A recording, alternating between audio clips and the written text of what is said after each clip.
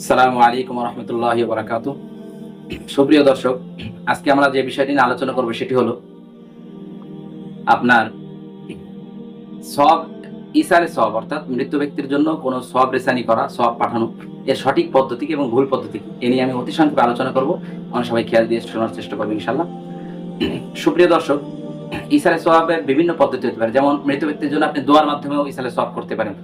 যেমন আল্লাহ তাআলা বলেছেন, ওয়াল্লাযীনা জাউ মিন বা'দিহিম ইয়াকুলুনা রাব্বানা ইগফির লানা ওয়া লিইখওয়ানিনা আল্লাযীনা সাবাকুনা বিল ঈমান। যে আয়াতের মধ্যে আছে যে পূর্ববর্তীর জন্য দোয়া করে যারা দুনিয়া থেকে চলে গেছেন, হে আল্লাহ, আমাদের যে সমস্ত ভাইয়েরা মুমিন হয়ে দুনিয়া থেকে বিদায় নিয়েছে তাদেরকে আপনি ক্ষমা করে দিন। তো এখান থেকে বোঝা যায় ক্ষমা প্রার্থনা করা যাবে। অন্য জায়গায় আরো একটা পদ্ধতি জানা যায়, দোয়া করা যাবে তাদের জন্য। যেমন রাসূল সাল্লাল্লাহু আলাইহি ওয়াসাল্লাম কবরের পাশ দিয়ে যাওয়ার সময় আসসালামু আলাইকুম ইয়া আহলাল কবর বলতেন, অর্থাৎ তোমাদের উপর শান্তি বর্ষিত হোক। তো এখান থেকে বোঝা যায় আপনার সওয়াব রিসানের আরো একটা পদ্ধতি হলো তাদের জন্য শান্তির দোয়া করা। এরপরে আপনার মৃত ব্যক্তির যে ঋণ, এই ঋণ যদি কেউ পরিশোধ করে দেয়, এটাও হাদিস দ্বারা সমর্থিত যে ঋণ পরিশোধ করে দিলেও তারা এই সওয়াব পাবে, কারণ ঋণ পরিশোধ করা একটা ভালো কাজ। এটার মাধ্যমে দায় মুক্তি হয় এবং সওয়াব হয়। অনুরূপভাবে মৃত ব্যক্তি যদি হজ না করে থাকে, তাহলে তার পক্ষ থেকে বদলি হজ করে তাকে সওয়াব পাঠানো যাবে, আবার নফল হজ করেও তার নামে সওয়াব পাঠানো যাবে। এরপরে মৃত ব্যক্তির নামে কোরআন খতম করেও আপনার সওয়াব পাঠানো যাবে। জিকির আজকার যে কোনো ইবাদত করে মৃত ব্যক্তির জন্য আপনার সওয়াব রেসানি করা যাবে। তো শর্ত হলো, কিছু শর্ত আছে সওয়াব রেসানি করার জন্য, 4টা শর্ত।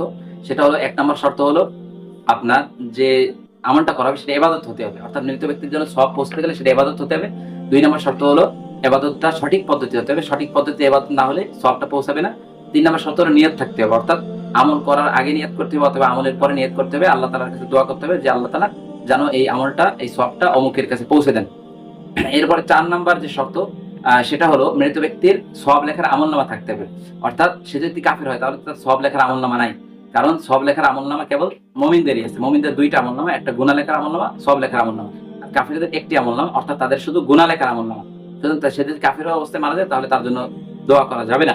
তো এই যে 4টা শর্তে 4 শর্ত পাওয়া গেলে আপনি এই যে পদ্ধতিগুলো বললাম, যে কোনো পদ্ধতিতে মৃত ব্যক্তির জন্য আপনি সওয়াব রেসানি করতে পারেন। আর যে ভুল পদ্ধতি একটা সমাজে, আমি একটি বলে শেষ করব, সেটি হলো এই যে টাকা পয়সার মাধ্যমে যে ছাত্রদেরকে দিয়ে খতম পড়ানো হয়, দোয়া করানো, এটা সম্পূর্ণ গলত পদ্ধতি।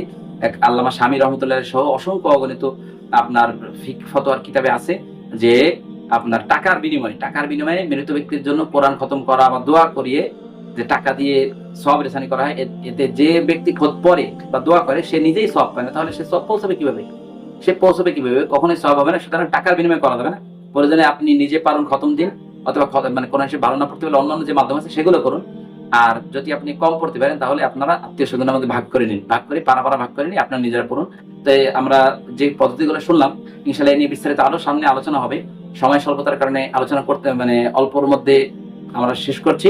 তো এগুলো মানলে আমরা ইনশাআল্লাহ মৃত্যু ব্যক্তিদের সওয়াব রেসানি করতে পারবো। আল্লাহ তাআলা আমাদেরকে সঠিক বুঝার তৌফিক দান করুন।